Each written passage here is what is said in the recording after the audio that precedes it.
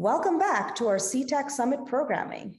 I'm Dr. Ronak Trivedi from Stanford University, your host for today's program. I'm honored to be part of the 2021 C-TAC Summit based on the invitation from an important C-TAC sponsor, the Cambia Health Foundation. It has been my pleasure to be selected to be part of their Sojourn Scholars Program. I am a clinical health psychologist and a health services researcher. My journey in psychology started at MSU. No, not that MSU, but the Maharaja Sayajirao University of Baroda, which is in India, where I grew up. I earned my PhD in clinical psychology with a health psychology focus from Duke University and received further postdoctoral training at the University of Wisconsin at Madison and at Duke. I am now at Stanford University and the Palo Alto VA, where my work focuses on engaging and empowering family members and friends in all aspects of chronic and serious illness. My Sojourns project is helping us discover the unmet psychosocial needs and community service needs of South Asian women with breast cancer and their family members. South Asian countries include India, Pakistan, Bangladesh, Maldives, Sri Lanka, Nepal, and Bhutan. Did you know that 1 in 4 people on this planet are South Asian? Despite this, their needs are neither understood nor addressed by the healthcare system. I will be building on this project to identify 2 to 3 ways in which our healthcare systems can immediately start addressing these needs. Before each of the 3 roundtables that have been part of this 2021 C-TAC National Summit, we've been honored to hear from thought leaders who are deeply engaged in the topics presented. They set the stage. They created a context for the discussion that followed. In our concluding program segments, we're going to invite to the thought leadership position 2 men who humbly wear that title. Bill Novelli and Tom Katsampis were introduced to the need for transformation of our healthcare systems and to each other. In conversation about shared experience, they formulated the need for a coalition to bring a wide group of organizations, corporations, and health systems together to become unified in an effort to transform healthcare. This is C-TAC, and Bill and Tom were not only co-founders, they are co-chairs of the C-TAC board. Please welcome Tom Katsampis and Bill Novelli. Tom, it's so great to be with you. You and I have been partners for a long time. We used to have this saying that problems worthy of attack prove their worth by attacking back. And that's exactly what we've got here, and we've known about it from the very first day. The number of people with serious illness is growing, and that's no surprise. We saw that coming. But the system is failing. It's failing these people, and it's failing all of us. We aren't providing the coordinated, comprehensive care and the community support that seriously ill people and their caregivers need. And we've got to fix the system. We need to expand Medicare and Medicaid to support people throughout their serious illness journey. Well, thank you so much, Bill. The question is why now? Why is this an important time to seize the opportunity to focus on advanced illness and the important changes that need to occur in our healthcare system to make sure that we address the needs of people with advanced illness? And so think about what we've been facing and why it's so important. In addition to that, think about the importance of serving underserved communities. Another issue that's been underscored in recent months and the last couple of years in particular, the understanding that underserved communities are not able to access high quality care, and the opportunity that we have, the responsibility that we have to care for people in underserved communities. This is a critical time for us to act, and C-TAC is leading the way in promoting the dialogue, and the adoption for new models of care to address these very serious issues that we face as a nation. And that's why we set that big goal, the big moonshot, that 12 million people living with serious illness will have high quality of life. To achieve this, we need to ramp up We need to ramp up our policy advocacy, our public engagement. We need to improve and expand the workforce to care for seriously ill people. And we also need to support caregivers better than we have been. Now, C-TAC has built a strong, growing coalition. And you and I are proud of the many organizations and their leadership in this moonshot adventure. But now we need to really and truly mobilize the C-TAC coalition. C-TAC is a catalyst, it's a voice, but our members are the true strength of this movement. They reach across the states and into the communities. And working together, we can influence policymakers, providers, and the public to make that moonshot real. And as you know, Tom, what we have in mind here is a three-step process. First, we've got to galvanize our coalition. We've got to focus on equity to make sure we're helping and supporting those who are most in need. And finally, we've got to fuel the mission, the organization and the coalition. And that means we've got to find the resources to make all this possible. We have all the pieces in place. We have a great board. We have a strong team. And we have a network of active, committed organizations and warriors. And we may have gotten a boost from the Biden Build Back Better plan. It contains right now $150 billion for expanding home and community-based services for older people and those with disabilities. If that passes, it's a big step forward. So what do you think, Tom? You know, C-TAC is playing such an extraordinarily important role in advocating on behalf of people with advanced illness. And I think back on the history of when we began the focus on developing a hospice benefit.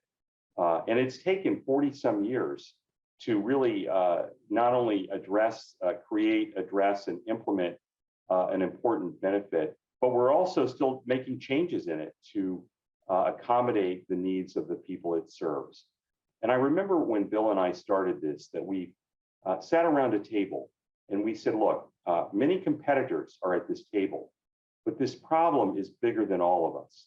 And so we need to together address it, to come together, put our competitive issues aside and think about the population, think about the people, and think about the solutions. But going forward, we'll continue to develop initiatives that will serve the people of our nation. And C-TAC is leading the way with that. It has the respect of leaders within HHS, within CMS, on the Hill, and the administration. And certainly with the new administration, it's always important to engage directly, and that's what we're doing. So the role for C-TAC is clear, and we need to move aggressively to continue to advocate on behalf of people with advanced illness. These are tough times.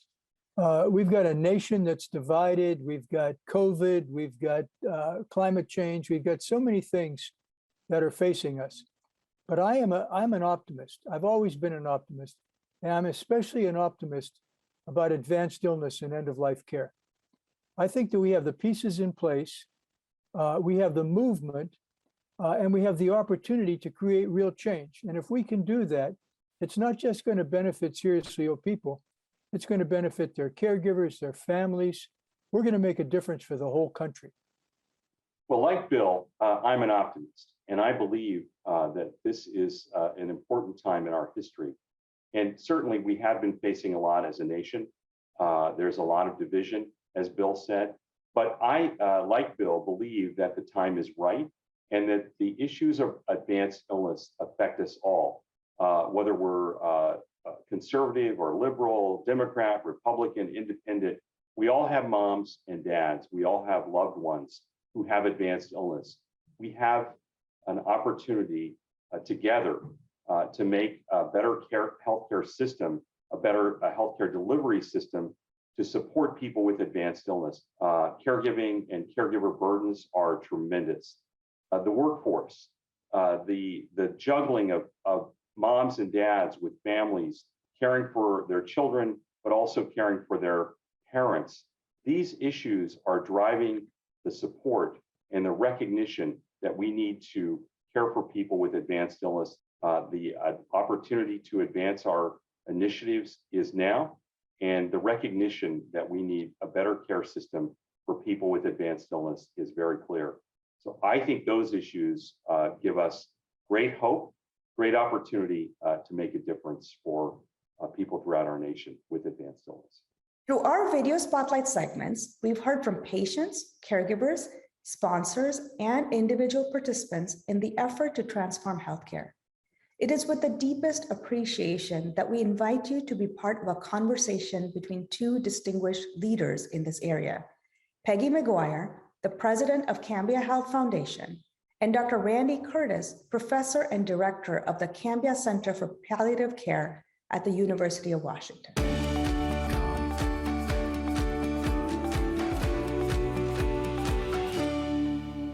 Hi, Randy. You are a well-respected and well-known palliative care leader. You've advanced the field through your extensive research. You've influenced the way care is delivered by mentoring other clinicians and educating them. And you've personally impacted the lives of many patients and families through your own clinical practice. Recently, you have been diagnosed with a serious illness. Please tell us about your ALS diagnosis and how it has impacted your life, your work, and your perspective on palliative care. Thank you, Peggy. I was diagnosed with bulbar onset ALS in March of this year. And the way it's affected me most prominently is with my speech and also my swallow. For someone who likes to talk and talks for a living, in part, this has had a big impact on me. The other thing that's had a big impact on me is understanding the median survival, average survival, being about 2 to 4 years. Now, I also understand the hope that I may be on the tail of that, but it certainly changed my perspective on how I want to spend my time, and really brought into laser focus for me, working to, with the time that I have at work, working to really set the Cambia Palliative Care Center of Excellence up for the future and supporting my mentees. I'd love to ask you more about your life's work, how you became interested in palliative care and why you founded the Cambia Palliative Care Center of Excellence. I was a medical student in Baltimore at Johns Hopkins in the late 80s. And during my time there, the only training I got in anything that looked like palliative care or end-of-life care was a 20-minute movie they showed us. That was it. They didn't even have someone come and talk to us about it. And during my clinical years there, HIV was just hitting that city. And we were taking care of a lot of young men, primarily, who were dying. And I remember feeling like occasionally we would provide really good care for a patient and their family, but much more commonly, it was really quite awful. I remember thinking, I know this can be done well. I've seen it done well. We need to find a way to make sure we do it well for everyone who's facing serious illness. One of the things I think of palliative care is really about treating the whole person and taking a team approach. And Yeah. I think about how much that makes a difference in people's lives when you're looking at them holistically and not just treating body parts. Yeah, I think that's really true. And one of the things I've experienced now receiving palliative care is the realization of how important it is to me that the people taking care of me know who I am as a person, and care about me as a person. You know, we've been teaching that in palliative care for 20 years, but when you're on the other side, it just amazes me how important that is to me. Knowing you, I know how important your wife and your daughter are to you. And Yeah. I'm sure that your care team is including them in your treatment plan. Oh, absolutely. And my wife comes with me to all my appointments, and not including her is not an option. They still allow. But they have been very embracing of that, of her, and that helps me a lot too. Because for me, making sure that the decisions we make are decisions about how the care I want and the approach I want to take factors in very heavily both my wife and my daughter. Tell us about mentorship. Why is it important to you? And what does it mean to be a good mentor? My own career was greatly impacted by an amazing mentor, Len Hudson, who was head of our pulmonary critical care here at the university. He didn't do palliative care per se, but he believed in me and he supported me in what I wanted to do. And really enabled me to have the career I've had.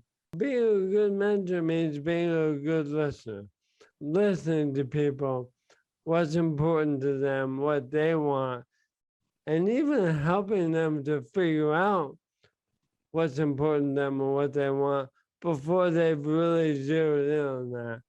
I feel like that's what good palliative care clinicians do, and I feel like that's what good mentors do as well. To have someone you respect and admire say, I believe in you, that I think that's motivation for people. Absolutely. I think that's really important, Becky. As a person now living with serious illness, what are you worried about for the future with regards to your illness? And what are you hoping for? I worry about the progression of my illness and losing function. I worry about losing my voice, being able to participate in, especially in my family life with the people I love. And, you know, honestly, I worry about becoming a burden on them as well as this illness progresses. And I think for me, having the opportunity to talk about that with palliative care and my wife and daughter has been really helpful and will be even more helpful as as this illness progresses. That's a heavy worry, I think. I'm hopeful that I can continue to find the joy that I do in my family, my time with my wife and daughter and friends, and also in my work. I love thinking about, you know, what we can do and how we can implement programs that improve care. I get excited about it. So I'm hopeful that I can continue to find opportunities for joy and quality time. Now, I know that many people have reached out to you since your diagnosis. What has that experience been like for you? You know, it's wonderful. I certainly have felt a lot of love and affection from people around the country, around the world, and it's wonderful. But I will say, it's also very sad. After every one of these wonderful moments, I find it takes me a while to recover. Hearing that response, I want to thank you even more for sharing your heart with us and sharing your experience. I know it takes a lot, and I appreciate that your willingness to share your experience with this audience. Anything you'd like to share with this community? One of the things that no one's asked me about until you, Peggy, is my family. And as you mentioned, they're so important to me.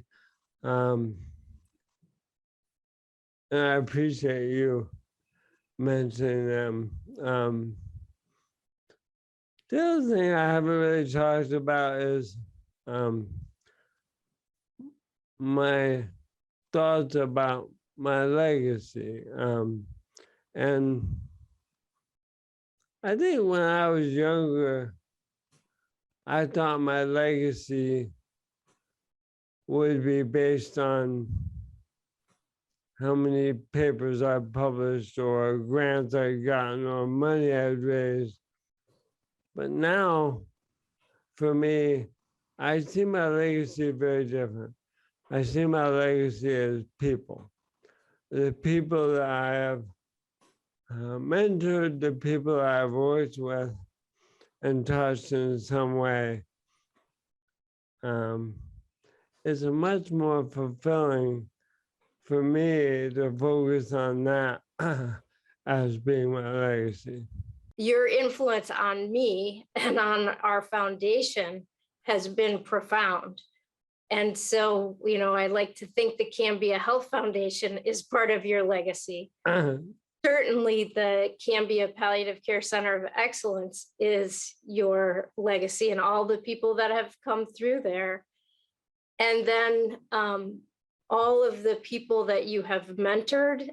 And I think we both know that community will continue to grow, and there'll be ripples from the people that you've influenced and mentored that hopefully, like you, they'll go pay it forward and influence and mentor others. So that's a great vision for your legacy. Yeah, thank you. That means a lot to me to hear you say that. Thanks, Peggy. I appreciate it. Take care. All right, you too.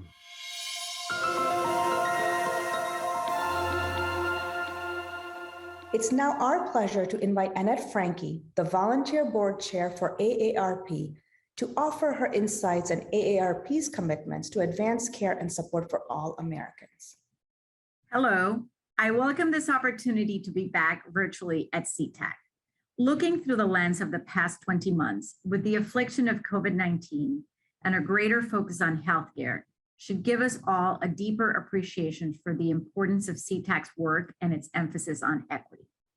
Greater perspective gained throughout the pandemic puts into sharp focus shamefully disparate health outcomes and the challenges us all to keep equity at the heart of our advocacy and outreach. I'd like to give you a sense of how AARP is engaged at the national, state, and local levels to improve the quality of life for people who require advanced care and to make sure that equity is a driving principle in this work. I'll start with a highly targeted example. AARP supports the Provider Training in Palliative Care Act, a bipartisan bill introduced by Senator Rosen of Nevada and Murkowski of Alaska. It would allow members of the National Health Service Corps to defer their service for up to a year to get additional training in palliative care. The goal is to expand access to palliative care in underserved communities. Turning to another bipartisan piece of legislation, this one with a broader focus, we are advocating for the Credit for Caring Act, which would help eligible working family caregivers including those providing care for people living with advanced illnesses.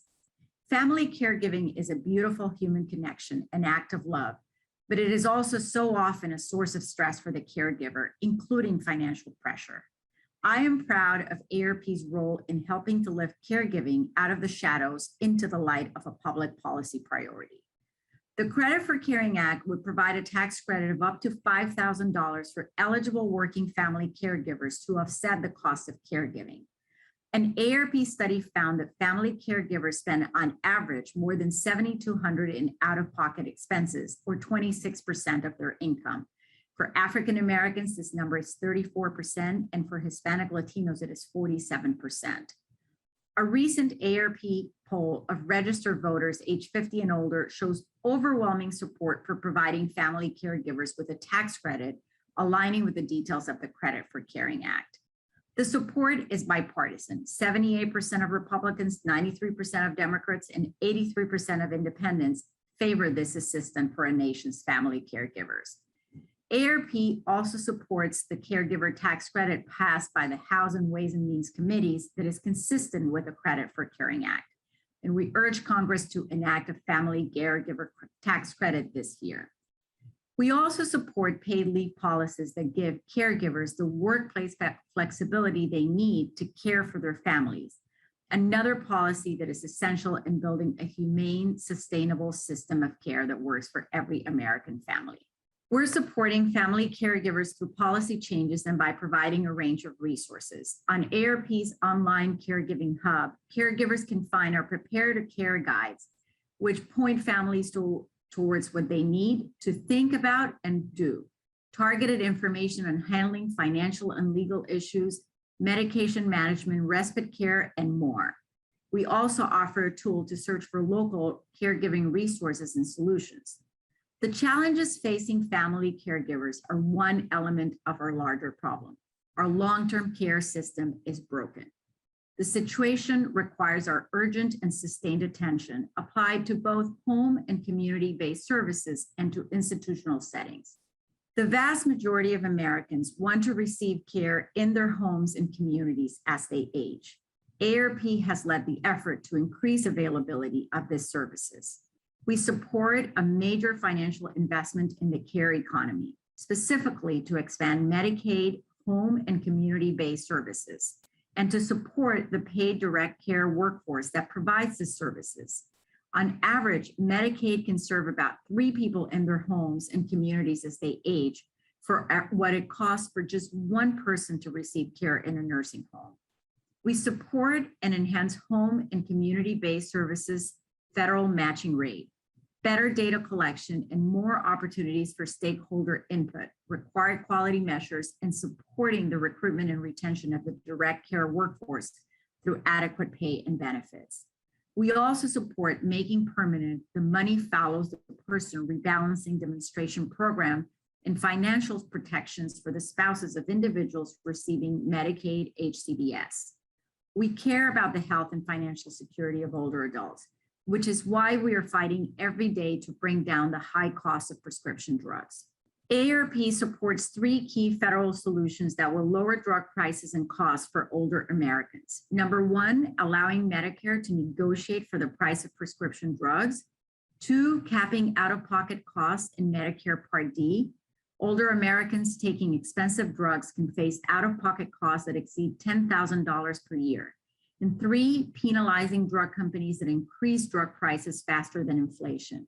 According to the Congressional Budget Office, allowing Medicare to negotiate for the price of prescription drugs could save billions of dollars for older Americans in Medicare Part D and hundreds of billions more for the Medicare program overall. AARP supports closing the Medicare coverage gap by adding dental, vision, and hearing coverage to Medicare Part B. I mentioned data collection, and I want to return to it. It is a subject that receives far too little attention. The deficient data collection unveiled by the pandemic is unacceptable at the federal and state levels. We have found, for example, that state public reporting of COVID-19 data by race and ethnicity has been fraught with incomplete information, missing data, inconsistencies. There are shortcomings in the federal data as well. Data definitions must be valid, clear, and uniformly applied to facilitate data collection and ensure reliability.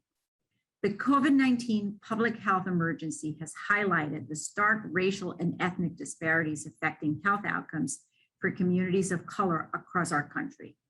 One aspect of this disturbing divide is who is able to work from home. The possibility of working remotely is itself a pretty remote idea for millions of people we all depend on every day to help meet our basic needs. Data shows that African Americans, Blacks, Hispanics, and American Indians and Alaska Natives are disproportionately impacted by the pandemic with higher rates of infection and death. But more complete racial and ethnic data is needed. Furthermore, there is insufficient data to fully demonstrate the impact of COVID on Asian American and Pacific Islander communities. The pandemic has sent a clear message to tackle systemic inequities, discrimination, and harmful social determinants of health. In order to address inequities across the country, including those occurring within hospices and other long-term care facilities, it is important that the government gather data and publicly report its quality metrics broken down into multiple categories while protecting patient privacy. This could include race, ethnicity, age, socioeconomic status, sexual orientation, gender identity, language, and disability. Collection, analysis, and regular public reporting of the detailed disaggregated information will help policymakers effectively understand and respond to disparities that have been exacerbated by the COVID-19 public health emergency. ARP believes the lessons learned during the public health emergency can help inform development of measures that will begin to close the health equity gap in post-acute care quality programs. Anyone who doubts our long-term care system is broken need only look at the devastation in our nursing homes since early 2020. Over 186,000 nursing home and other long-term care facility residents and staff have died from COVID-19, representing over 30% of the fatalities. ARP has been working at the federal level and in all 53 of our state offices, every state, as well as Puerto Rico, the US Virgin Islands, and DC, to protect nursing home residents and staff and to champion the rights of family members. We have worked to make sure that compassionate care visits to nursing homes could continue during the COVID-19 shutdown and that such visits were not strictly available only in an end-of-life circumstance. We have not only advocated for vaccination and for safe visitation, but also for expanded telehealth, adequate staffing, reliable quality control, and effective penalties for violations. The state of our nursing homes cannot be separated from the state of our country. The treatment of nursing home residents is a fair measure of what we value as a society. Let's meet this moral test, not only now, but after the pandemic has ended. Let's make sure that people living in nursing homes are accorded the dignity and respect that are the birthright of every human being and the resources that they need for a decent quality of life. Let's make sure residents of nursing homes are cared for in the manner we would want for our own family members if they were in one of these facilities. One way we are meeting the health care needs of older adults in nursing homes and other facilities, as well as at home, is by advocating for the expanded use of telehealth. As with other issues, the pandemic pushed telehealth to the forefront, and we are working nationally and through ARP state offices to expand access to telehealth services. Due to COVID-19, policymakers at the federal and state levels have issued a number of temporary policy flexibilities, allowing providers, patients, and caregivers enhanced access to telehealth services without the limitations that were in place prior to 2020. Throughout the public health emergency, ARP has actively engaged with key decision makers to build upon the emergency efforts and ensure patients continue to have access to high quality, accountable care without unnecessary barriers, no matter where or how they receive it. While we support permanent expanded telehealth, we have also cautioned that it should be used when and where appropriate and should not replace access to the necessary in-person care for patients who need it. The importance of telehealth is a key reason we advocate for the extension of broadband access throughout the country. We're also supporting other important policy changes at the state level. In Maine, for example, we backed a bill that was signed into law in July that directs that state's Department of Health and Human Services to provide reimbursement under the Maine Care Program for palliative care for the entire interdisciplinary team as appropriate to the plan of care, regardless of setting, including hospitals, nursing homes, outpatient clinics, and home care providers. ARP believes that C-TAC does in the importance of advanced care planning. We have representatives on the drafting committee to update the Uniform Healthcare Decisions Act, which consolidates various state laws dealing with advanced directives for healthcare and healthcare powers of attorney. The committee will begin its work in November of this year. We supported legislation directing the Coalition on Palliative Care and the Bureau for Public Health to work together to develop educational materials regarding palliative care services for distribution to providers and the general public. This educational information was placed on various state agency websites, and information was published in various health journals in West Virginia. As this example shows, we are not only seeking policy changes, vital as that work is, we're also connecting to older adults on a one-on-one basis. In Kentucky, ARP's Louisville community team began working with C-TAC to identify and recruit faith communities to work on informing and readying congregations to respond to the needs of their parishioners regarding advanced care. Our original plan was to train deacons at various congregations on ARP's Prepare to Care presentation and supplement that training with information provided by C-TAC. With the pandemic, we pivoted. We narrowed our focus to 2 churches who agreed to be a part of a pilot project. By the end of a 4-month project, ARP in Louisville hosted several grief counseling sessions, a wills workshop with notaries on site, 2 community-wide food drives, an essential needs drive, a Prepare to Care workshop, and a caregiver appreciation service. We are now seeking 5 additional churches, and we have recruited the University of Louisville to quantify our efforts as we develop a plan to make this 7 churches health resource hubs for those experiencing advanced care needs. The health hubs will also include ARP resources on family caregiving, in addition to information we've learned the community wants. So much important uplifting work is being done at the community level.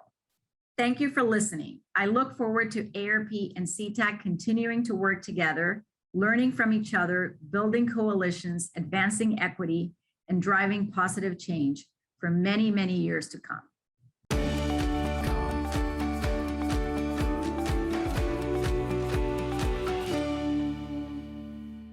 My name is Mona Siddiqui, and I lead Enterprise Clinical Strategy and Quality for Humana. Humana is one of the largest national providers of health insurance, but we have moved into not just providing health insurance, but also providing care for patients throughout the country. We have now one of the largest home health companies in the country. We have a large primary care organization. We have urgent care in the home, and we have primary care in the home. We have efforts focused around the country on social determinants of health, and we have efforts focused on behavioral health. So I would say we are really looking to create an integrated experience for our members, both from the payer side, but also from the care delivery side. In moving towards becoming this healthcare company, we are focused on delivering the right care for our members at the right time, using the best channel possible and personalizing care for each individual.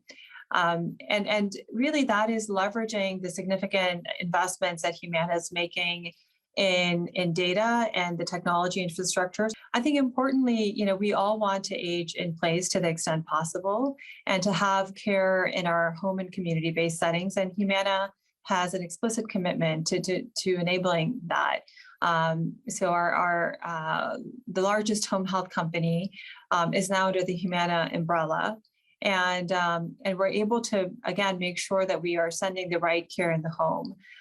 We have investments in providing urgent care in the home. So it's not just the regular care, but for things that are more acute, being able to provide that care for our patients in the home setting, and to support that through virtual means. as needed as well. So we look at sort of a multi-channel approach, whether it's the home or virtual care or our senior-focused primary care centers, to make sure that we are enabling an individual's preferences to come to life in the best and safest and ways possible, and improving the outcomes that matter most to our members. I would say Humana has been really at the leading edge of efforts within the equity space, even prior to COVID. The investments that we are making in communities to really enable the connectedness in those communities, to make sure that people are able to get the services they need, to invest in programs that allow people to get access to food, to access to transportation, and really thinking and going beyond sort of clinical care to that holistic health approach. I would say that has been really, a decade-long effort that Humana has been engaged in before it was sort of on everybody else's radar, and very much in line, I would say, with where C-TAC is as well. I think we all know that there's so much of our health outcomes that is determined by social factors. And if we don't address those social factors, we can't get ahead of improving those health outcomes, especially for the most vulnerable. So I think Humana recognizes that and has made the right investments.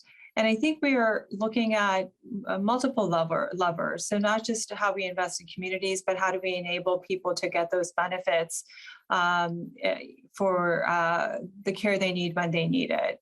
And I would say, as a physician as well, I've obviously seen many patients in some of my clinical settings who have come in with needs that underlying have a social need.